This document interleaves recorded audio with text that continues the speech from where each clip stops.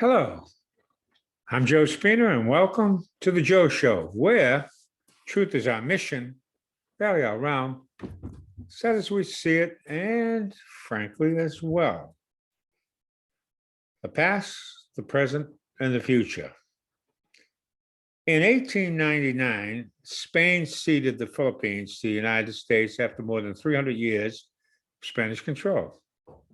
The spoils of war are bitter for the loser, pretty sweet for the victor. 47 years later, following World War II with Japan, the United States granted the Philippines its independence. Before doing so, maybe it would have been a good idea if we took a look at the way the Philippines approach race and diversity. I think we would have learned a lot.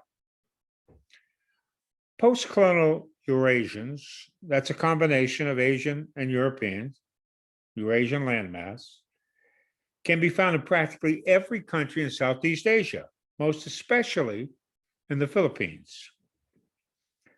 For in the Philippines, the Spanish controlled it for 333 years.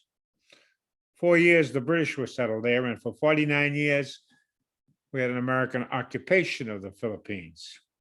So for nearly 400 years, there's been a continuous exposure to Europeans in Southeast Asia, or the longest, actually, exposure of Europeans in Southeast Asia. As opposed to the policies of other colonial powers, such as the Dutch and the British, Spanish colonies were devoid of any anti-miscegenation laws.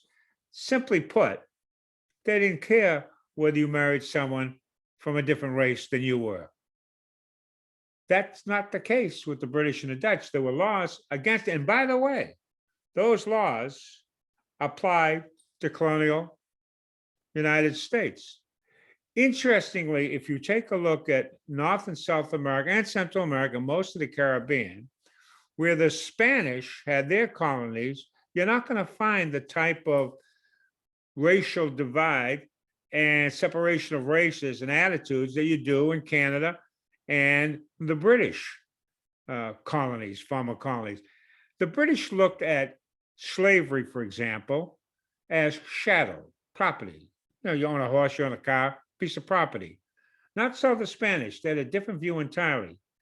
And it shows in the Philippines, that attitude was pronounced.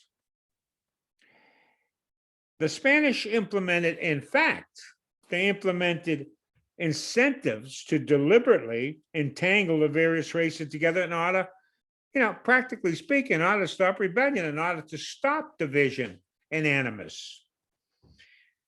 Let me read you something that they pronounced. This is an edict from the Spanish colonial powers. It is mindful to encourage public instruction in all ways possible, subject in order to break down the barriers that divide the races and amalgamate them into one. This is an official policy. And one of the things they did, ironically, was they had a dowry. They would provide women with X amount of dollars, like if a mestizo married a Filipino, native Filipino, you got X amount of money. If a Chinese married a Filipino of Japanese origin, you got X amount of money. So they encouraged people to marry other races, and they gave cash rewards for it. It shall be ordered.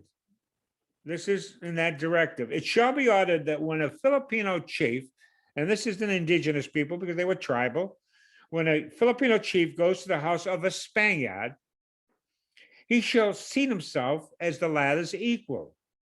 In other words, or in a word, by these and other means, the idea that they and the Castilians, otherwise known as the Spanish, are two different kinds of distinct races, shall be erased from the minds of the natives, and the families shall become related in marriage in such manner that when free of the Castilian dominion, should that day ever come, should any exalted Filipinos try to expel or enslave our race, meaning the Castilians, the Spanish, they would find it so interlaced with their own, that plan would be practically impossible.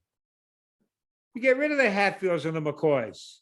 Intermarry. Don't have to worry about it. No fight, no gun, boom, boom, boom, and all that stuff.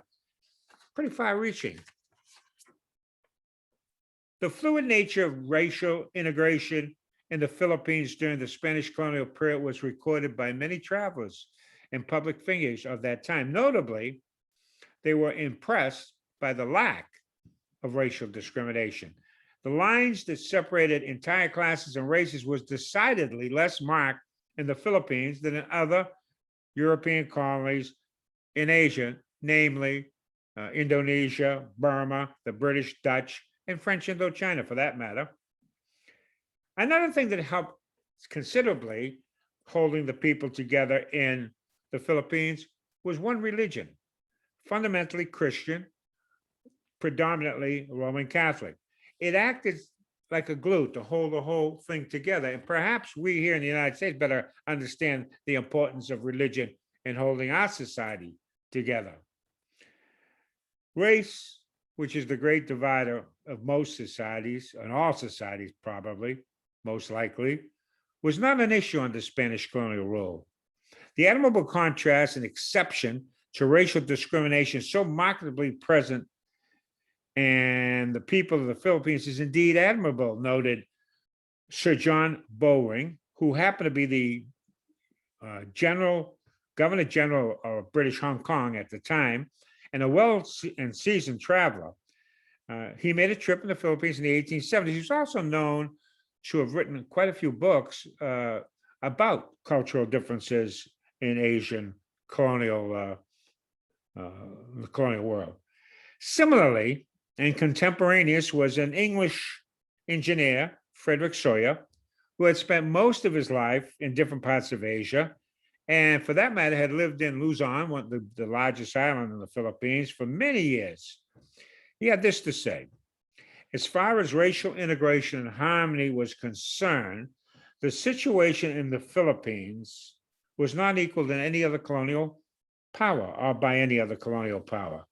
Spaniards and natives lived together in great harmony, and do not know where I could find a colony in which Europeans mixes as much socially with the natives. Not in Java, where the native of position must dismount and salute humblest Dutchmen, or not in British India, where the Englishman has now made a gulf between himself, the British, and the native into a bottomless pit. So there's a difference in the various colonial powers and the way they handled their relationships with the natives. In the Philippines, European genes have intermingled with Chinese, Indian, Arabic, Japanese, and native. And what has evolved in the modern Filipino is a distinct, what they call an Austronesian path. Got that one? An Austronesian path. In research done rather recently in 2013 by Dr. Michael, and let me see if I can get this out right, Dr. Michael Perugganen, who is the Dean of Science at New York University.